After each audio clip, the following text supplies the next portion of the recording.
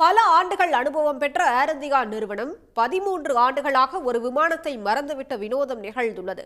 மீட்கப்பட்ட அந்த விமானம் தற்போது 1900 கிலோமீட்டர் தூரம் மேற்கொள்ளும் புதிய பயணம் குறித்து இந்த தொகுப்பில் பார்க்கலாம்.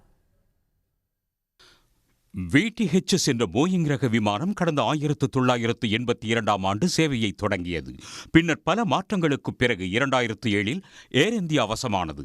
அதன் பிறகு இந்திய அஞ்சல் துறைக்கு சரக்கு விமானமாக பயன்படுத்தப்பட்ட இந்த விமானம் 2012ஆம் ஆண்டு சேவையில் இருந்து நிறுத்தப்பட்டது.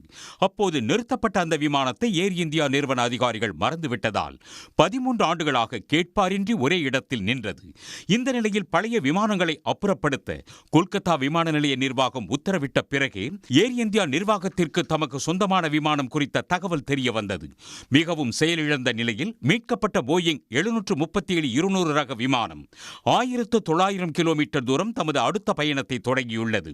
அதாவது பெங்களூருவில் பராமரிப்பு பொறியாளர்களுக்கு பயிற்சி அளிப்பதற்காக இந்த விமானம் பயன்படுத்தப்பட உள்ளது. இதற்காக டிராக்டர் ட்ரெய்லர் மூலம் பெங்களூரு விமான நிலையத்திற்கு கொண்டு செல்லப்படுகிறது.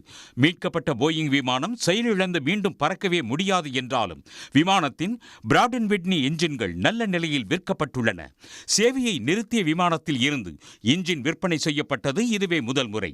ஏர் இந்தியா நிறுவனம் தனியார்மயப்படுத்தலின் போது விமானங்களுக்கான பதிவில் இந்த விமானத்தை பற்றிய தகவல்கள் கொடுக்கவில்லை என்று அந்நிறுவனத்தின் தலைமைச் செயல் அதிகாரி கேம்பல் வில்சன் தெரிவித்துள்ளார். மேலும் 13 ஆண்டுகளாக விமானத்தை நிறுத்தி வைத்ததற்காக ஏர் இந்தியா நிறுவனத்திடம் இருந்து 1 கோடி ரூபாய் கட்டணத்தை கொல்கத்தா விமான நிலைய நிர்வாகம் வசூலித்துள்ளது. உடனுக்குடன் செய்திகளை தெரிந்து கொள்ள சன் நியூஸ் பெல் ஐகானை கிளிக் பண்ணுங்க.